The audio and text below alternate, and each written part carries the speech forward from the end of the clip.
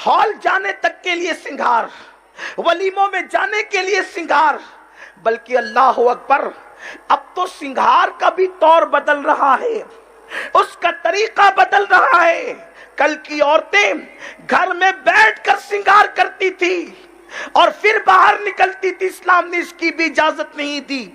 अब तो औरतें सिंगार करने के लिए बाहर जाती हैं, ब्यूटी पार्लरों में जाती है और वहां जाकर के सिंगार करती है, कभी मर्दों के हाथ से, कभी अजनबी औरतों के हाथ से। और बड़ी माजरत के साथ हर ब्यूटी पार्लर को हम कुछ नहीं कहते, लेकिन इतना जरूर कहते हैं, आजकल ब्यूटी पार्लर जो है वो ज़िना के अड्डे बनते जा रहे हैं, वहां से बाज़ाब्ता तौर पे बुराई फैलाने की कोशिश की जा रही है।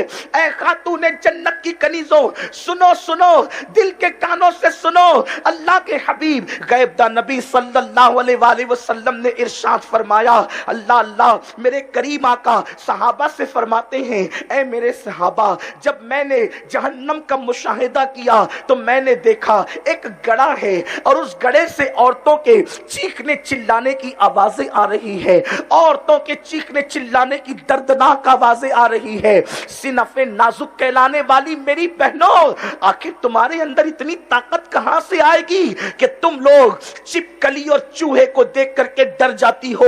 अल्लाह के अजाब को तुम कैसे बर्दाश्त करोगी? अपना बुरा करने वाली मेरी बहन, तू अपनी जिंदगी को तबाह न कर, तू अपनी जिंदगी को बर्बाद न कर। ये 4 दिन की चांदनी के लिए तूने अपनी आखिरत को क्यों तबाह करना? तूने अपनी आखिरत को क्यों बर्बाद करना? ए खातून जन्नत की कनीजों, अल्लाह के हबीब गैब दा नबी सल्लल्लाहु अलैहि वसल्लम इरशाद फरमाते हैं, जहन्नम के एक गड़े से, जहन्नम के एक कुएं से औरतों के चीखने चिल्लाने की दर्दनाक आवाज आती थी। वो आवाज इतनी दर्दनाक थी कि कलेजा मुंह को आता था। मैंने पूछा, जिब्रील ये कौन सी औरतें हैं, इनके दर्दनाक चीखने चिल्लाने की आवाजें क्यों आ रही है, इनकी आओ फगा क्यों है, इनकी आहो पुका क्यों है? तो जिब्रील अमीन ने अर्ज किया, या रसूल अल्लाह, ये आपकी उम्मत की वो औरतें हैं जो नाजायज चीजों के साथ सिंगार किया करती थी। जब ये बनती संवरती थी तो नाजायज तरीके से बनती संवरती थी, नाजायज चीजों का इस्तेमाल बनने संवरने में करती थी, इसलिए आज इन पर यह अजाब किया जा रहा है।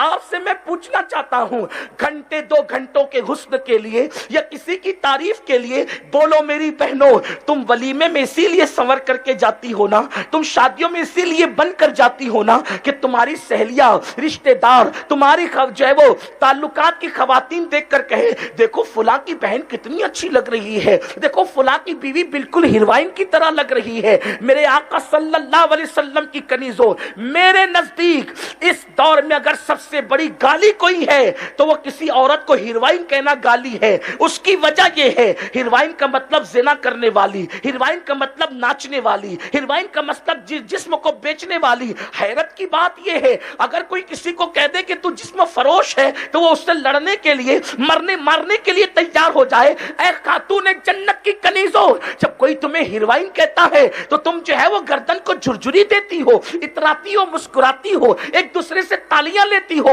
ओहो मेरी तारीफ की तो हद कर दी कि मैं हीरोइन जैसी लग रही हूं। अरे मेरी बहन, हीरोइन तो जानिया का नाम है, हीरोइन तो शराबिया का नाम है, हीरोइन तो जिस्म को बेचने और फरोख्त करने वाली का नाम है।